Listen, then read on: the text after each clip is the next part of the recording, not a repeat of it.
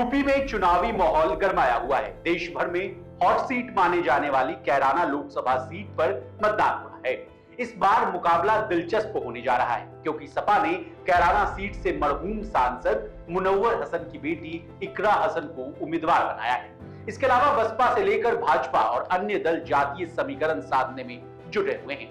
अब कैराना सीट क्यों है खास और इकरा हसन कौन है, कितनी संपत्ति की मालकिन है, सब बातों को जानने के लिए आपको हमारा ये वीडियो अंत तक जरूर देखना चाहिए। नमस्कार, आप देख रहे हैं लोकमत हिंदी और मैं हूं आपके साथ विशाल शर्मा। विधायक चौधरी नाहिद हसन की छोटी बहन इकरा हसन को चुनावी मैदान में उतारा है। ये मरहूम सांसद मुनव्वर हसन की बेटी है। इकरा हसन ने लंदन की यूनिवर्सिटी से वकालत की पढ़ाई की है। उन्होंने वहां से MLM किया है।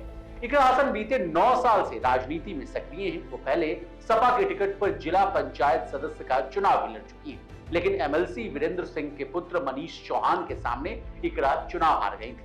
उनकी मां तबस्सुम हसन भी सांसद रह चुकी है। इकरा के भाई कैराना से सपा विधायक नाहिद हसन उनके बड़े भाई हैं। बता दें, इकरा हसन का पूरा परिवार राजनीति में सक्रिय है। के पिता भी सपा के बड़े नेता माने जाते थे। पिता मुनव्वर हसन पश्चिमी यूपी के दिग्गज नेता रह चुके। उनके निधन के बाद उनकी पत्नी तबस्सुम बेगम कैराना लोकसभा सीट से 2 बार सांसद रही। उसके बाद उनके बेटे नाहिद हसन ने पहला चुनाव कैराना विधानसभा से 2014 में उपचुनाव जीतकर पहली बार विधायक बनकर दिखाया।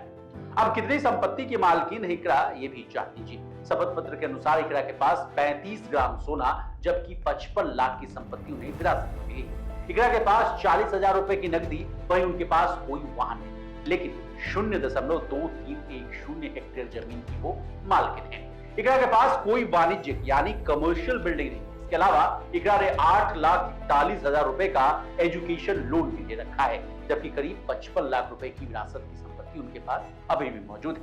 अब इस कैराना सीट के समीकरण की बात कर लेते हैं।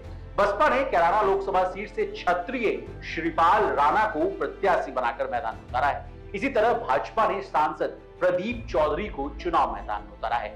वहीं सपा ने इकरा हसन को अपना उम्मीदवार बनाया है। बता दें, कैराना लोकसभा सीट में करीब 18 लाख मतदाता हैं, जिनमें से 5.5 लाख मतदाता मुस्लिम हैं और बाकी अन्य धर्म के हैं। कैराना सीट पर अभी मुख्य मुकाबला बसपा, सपा और बीजेपी के बीच है। कांग्रेस ने कभी भी इस सीट पर दावेदारी नहीं की है। अब हमने आपको कैराना सीट के बारे में सारी जानकारियां दे दी है। कौन इस सीट से चुनाव लड़ रहा है, मेन कैंडिडेट कौन है, कैराना सीट कैसी है, वगैरह वगैरह।